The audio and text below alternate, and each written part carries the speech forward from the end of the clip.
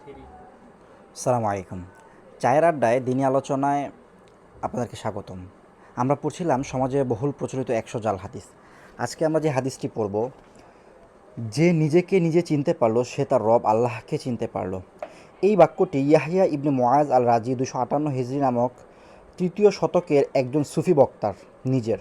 তিনি বলতেন, যে নিজেকে নিজে চিনতে পারলো সে তার রবকে চিনতে পারলো। বস্তুত তার এই নিজস্ব বক্তব্যটি সঠিক, কিন্তু আমাদের মনে রাখতে হবে যে এটি তার ব্যক্তিগত মত। তিনি বলতেন, আমরা যদি আমাদের শরীরের সৃষ্টিগত বৈচিত্র্যের দিকে লক্ষ্য করি, দেখব যে অনেক কিছু আমাদের অজানা। না দেখেই যেমনিভাবে আমরা শরীরের পুরো অজানা জগৎকে বিশ্বাস করি, তেমনিভাবে মহান আল্লাহকেও না দেখেই তার প্রতি ঈমান আনতে হবে। নিজেকে নিয়ে গবেষণা করলে আল্লাহ ওয়াজ্জাল্লাহকে চেনা সহজ হবে, এই অর্থে তিনি কথাটি বলতে চাইলেও তার শ্রোতারা এটাকে হাদিস বানিয়ে নিয়েছে।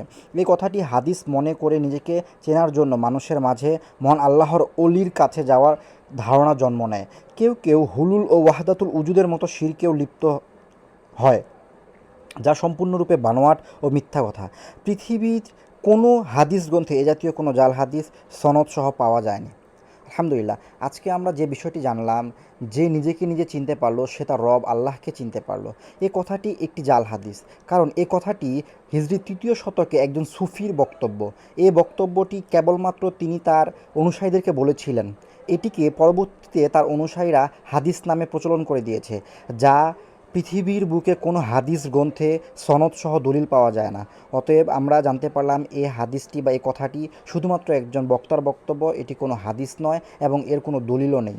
অতএব আমরা এই জাতীয় কথা থেকে সাবধান থাকবো ইনশাআল্লাহ। আল্লাহ সুবহানাহু ওয়া তাআলা আমাদেরকে তৌফিক দান করুন। আল্লাহুম্মা আমিন। আসসালামু আলাইকুম ওয়া রাহমাতুল্লাহ।